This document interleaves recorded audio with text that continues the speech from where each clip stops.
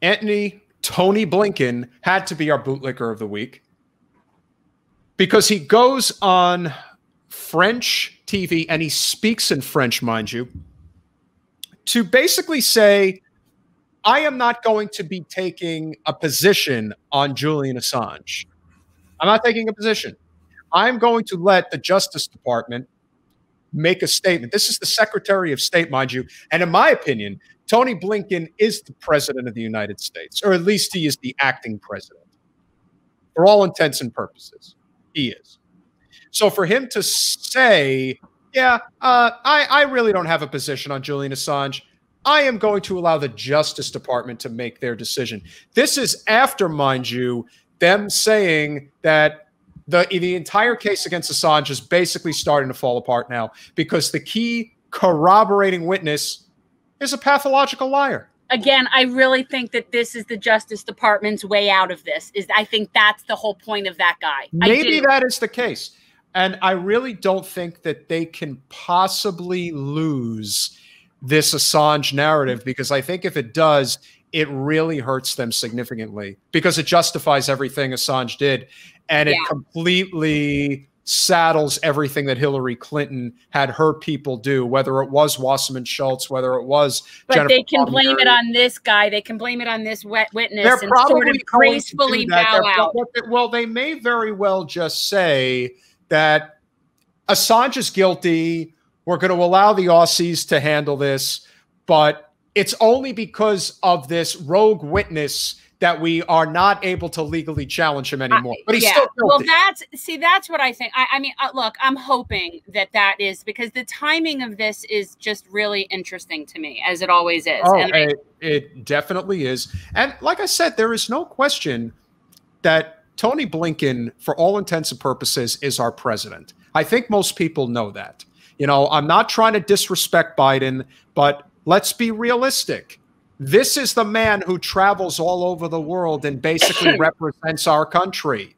Joe Biden is not doing that. Neither is Kamala Harris, which, let's be honest, we don't like to dabble in the gossip, but I really do think there is something to the Biden and Kamala factions really disliking each other. And they think that Kamala is a poor representation. I agree with that. But again, they should have thought of that before they invited her to be there. But that's totally different because Kamala was Wall Street's choice. They don't care who the person is or what they sound like. They just care that they do what they're told. But unfortunately, Kamala is really, much like Trump was really bad at protecting the empire, Kamala is really bad at protecting it as well.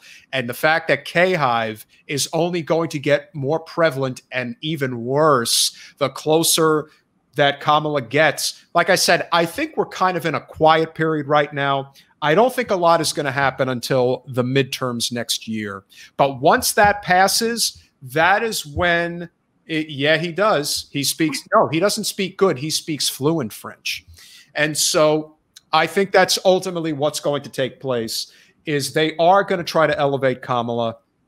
I'm not entirely convinced that the progressives are ready to have a primary challenge. Maybe they are, but I don't think it's going to be Nina Turner. No, can we not go there? We have other stuff to cover. Can we not pontificate about the election? Yeah, we don't have to pontificate what's going to necessarily happen next year. And do me a favor, could you give me a little air?